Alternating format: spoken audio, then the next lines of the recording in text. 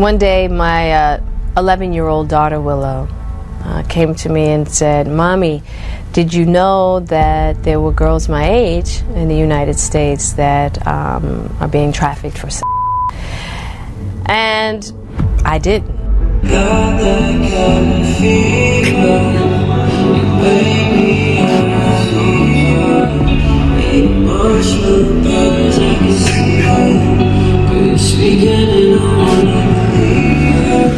Jada Smith is back in the spotlight, and this time it's even messier. CNN recently put her on blast, calling her Diddy's little minion, which has left her scrambling more than ever.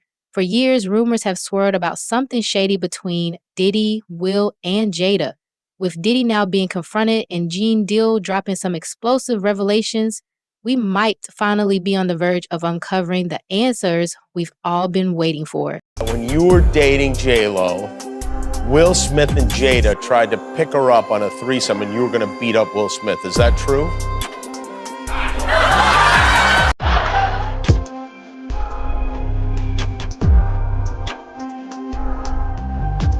You really heard that? Yeah, I watched it on the internet. You're telling me I can't believe everything I read? I don't know what you're talking about.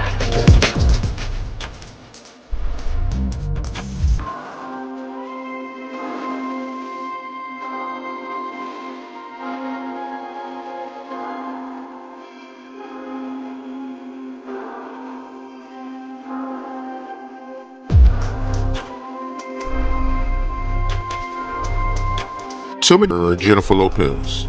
Oh man.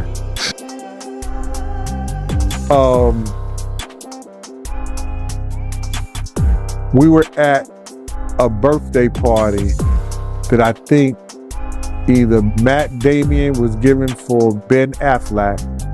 It was just a little gathering. It was at the Four Seasons. Will Smith and his sister and her husband, we were all sitting on this side of the room. Matt Damon, Ben Affleck, Jennifer Lopez, Puff, Will Smith, and Jada, and it was sitting on the other side of the room.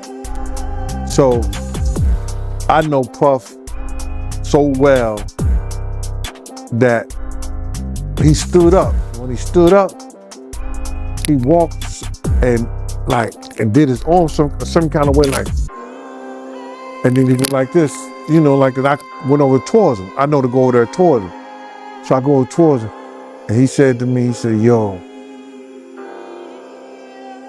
I think Will and Jada is trying to scoop up Jennifer.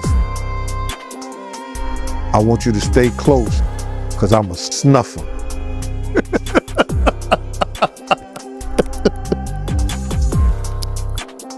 I said to myself, Will Smith gonna beat the out you. Now, Puff could scrap now, but I don't think he could beat Will Smith. You know what I'm saying? But he could scrap. You know what I'm saying? So then he said this. So I didn't go back over there where Will Smith's sister and her husband was. I stayed about, if he snuffed Will, I could move slow enough that Will could probably get 2 or 3 punches back in. Yeah, but that was funny. He thought that Jada and Will was coming on too strong to Jennifer, making advances. The thing about Pac, stuff was always jumping off. It was always popping. So Pac was cool with, I'm coming to your spot, you can meet me at my spot over here, but it wasn't any like, we're going, come to the club with me, that was a no-no. I was really concerned about I went up there to see Pac. He was still in jail when he told me, and he said that he was gonna sign with Suge, because Pac had been waiting. Because of the nature of his charges, he was like, these men need to come get me. Specifically, these men who are making money off of me. We were like, we'll get you out of here. We'll raise the money. And we're here. We'll get you out. Yeah, it's back. And he was like, no. So with Suge, he felt like, look, this is, I owe him 3 albums and I'm done. No wonder their marriage has been such a roller coaster. In a jaw-dropping twist, Jada Smith spills the tea in her book, revealing that she and Will actually separated back in 2016. Can you believe that? They definitely deserve an award for their acting skills, managing to keep this under wraps for so long. It is not your responsibility to make your wife happy, right? Just like it's not my wife's responsibility to make me happy.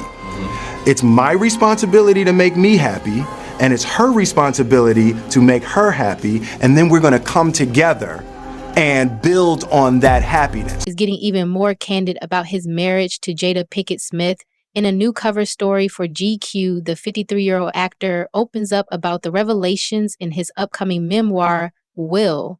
The Philadelphia native admits that Jada wasn't the only one who had relationships outside their marriage. Aries explains, "We have given each other trust and freedom with the belief that everybody has to find their own way, and marriage for us can't be a prison.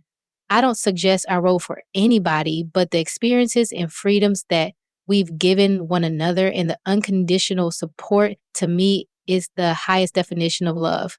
Myself happy, I will present that to my wife that I need that to be happy. Divorce is not an option. We're gonna be together.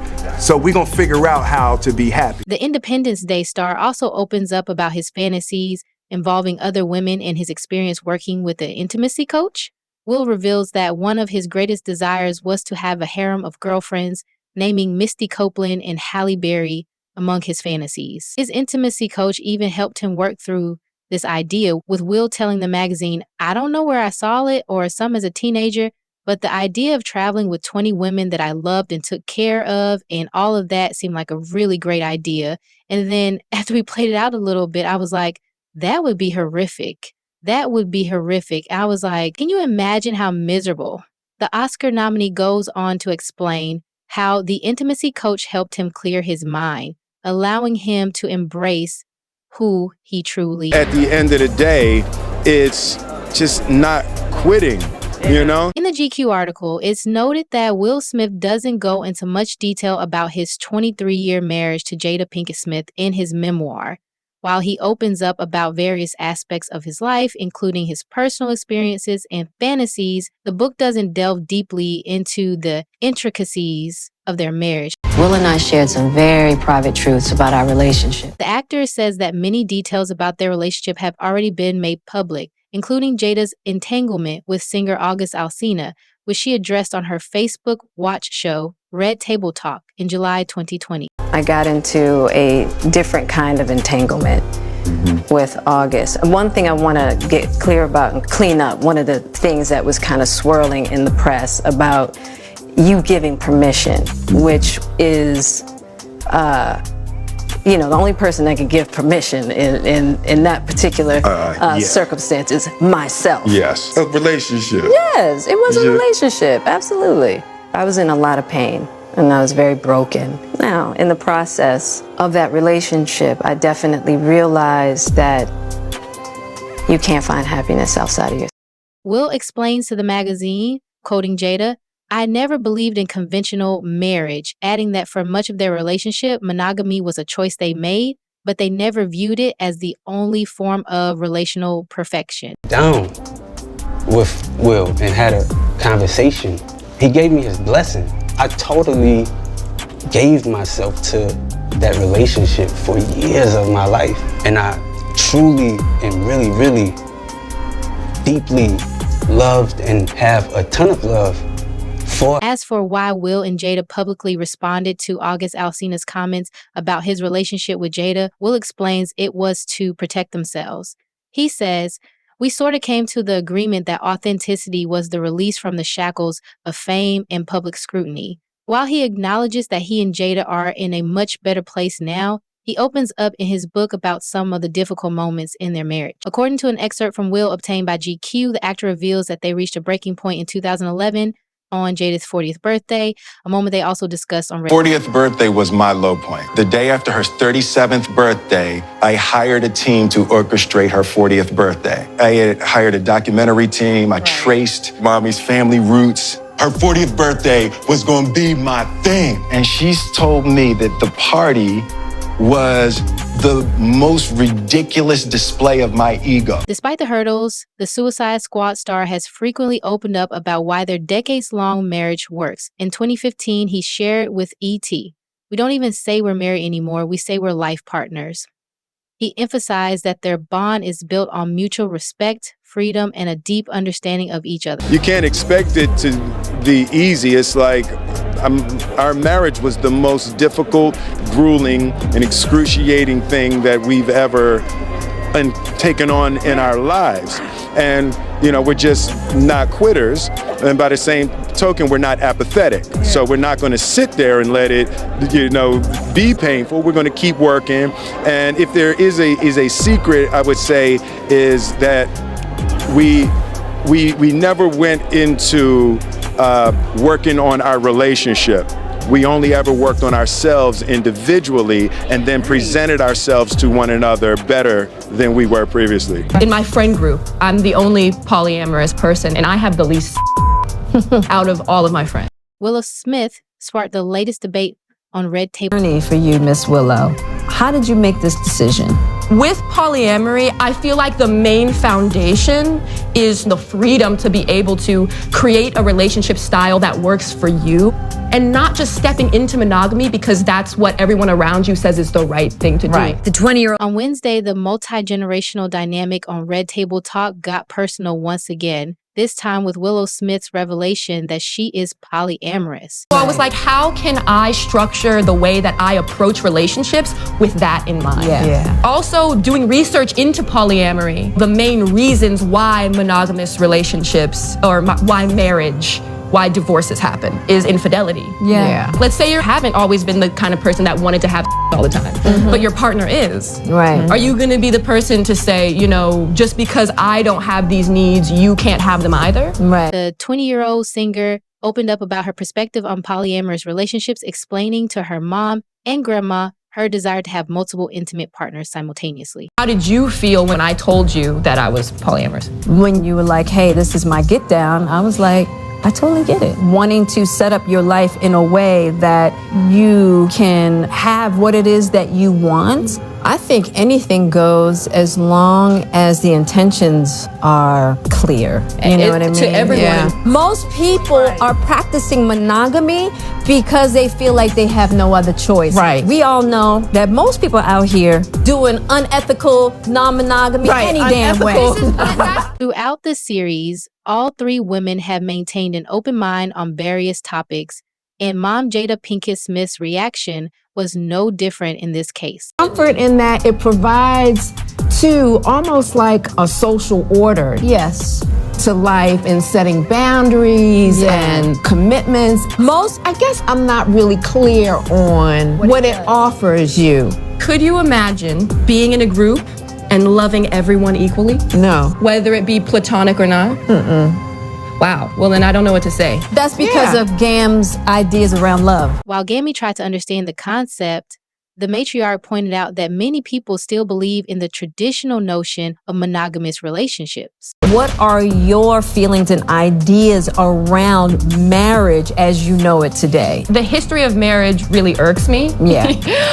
Just the history of marriage as a whole and what it has represented over the years for women in particular. I feel like the only way that I would get married is, let's say me and my partner or partners wants to help people and we need to put our finances together in order to make that vision happen. That's the only way I could see myself getting married. The conversation also looked to the future, with Willow admitting that for her to walk down the aisle one day, there would need to be some stipulations in place first. But what is it about this country when people come and sit here? What's that magic sauce that just makes people say, Yeah, I'm gonna spill it. Well, I guess I think it's not even so much because that's never our intention. Yeah, exactly. You know, we just always want to have just real conversations, and so I think it's we're in the conversation with you. Right. Yeah, we're sharing our stories. We're sharing our experiences. It's a safe space for one another. What does it mean to love in freedom? The simple idea is it's friendship versus marital prison. Ooh. Does that mean you all can have other partners, but you just have to be respectful with each other? So people only think in terms of sex. People are trying to put something on it. Will and Jada, what they doing with other people? Yeah. Right? Will and Jada ain't really doing too much of nothing. The goal is not an actual goal. We're gonna love each other no matter what. These revelatory conversations have become a trademark of Red Table Talk, and Jada told ET the secret behind their intense discussions. She explained that the key to their candid conversations is creating a safe space where everyone feels comfortable being vulnerable and honest, allowing for deeper, more meaningful exchanges. Into a different kind of entanglement. An entanglement? Yes. Yes. A relationship? Yes. Was that hard for you sitting there? No. It's like, no. How long were you all actually separated? Was it months or years? We never actually officially separated. We agreed that she had to make herself happy and I had to make myself happy. And then we were going to present ourselves back to the relationship. We ride together. We die together. Bad marriage for life. No matter what, Will gets right to the heart of their non-traditional marriage during the Oprah conversation with Will Smith on Apple TV+. The couple first revealed details about their relationship last year on Red Table Talk, where they coined a new term to describe their unique bond. Those early days were spectacular. It ended up being a lot more complex than that, Oprah. You just feel like it ain't really nobody's business. Yeah. But now Black Twitter has claimed it as their business. But, you know, I think you need to say clearly what happened. As far as what? You and I decided we were going to take our space, and what happened?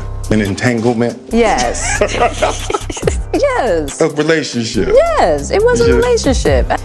Now, in the process, and you and I were also going through a process of healing in a much different manner. I would definitely say we did. And it all started with, you know, me wanting to help his health, his mental state. Because for me, that was the thing when Og first came around, he was really sick. He was really sick, yeah. And the outpouring for him from our family was initially about his health. Yeah. And I mean, we found, you know, and from there, you know. Yeah. And we decided. I was done with you. Yeah, you kicked me to the curb. I was done with you. Yeah. Marriages have that, though. Marriages have that. Yeah, we decided that we were going to, figure out how to make yourself happy, and I'll figure out how to make myself happy. Well, I really felt like we could be over. And then what did you do, Jada? Well, you know, I think from there, you know, as time went on with August. I launched into an interaction. What do you feel like you were looking for? It had been, and it was, I think that has a lot, which is another thing that I had to learn to break in this cycle, just that idea of needing to fix and being drawn, whether it's your health or whether it's your addictions. There's something about fixing people versus, and taught me that. Because I wasn't sure I was ever going to speak to you again. I know. Yeah, like the fact that I'm speaking to you again is a miracle. I would agree. There's just certain things that you have to go through, and it's like. And I wish. I do. I wish that wasn't the case. I sure wish it could be all magic and miracles. Yeah. You got to go. you know, and I'm just happy. There's a real power in the just knowing somebody's riding with you no matter what. You can't know that until you go through some stuff, you know. I don't want to go through this no more. I'm gonna get you back first. I think we're good on that, Okay, that's probably true. You know, and I don't think it's about. No, for me it is. I'll give you that petty if that's what you want. But, you know, I will definitely say, you know. 25 years and counting. We die together. Bad marriage for life.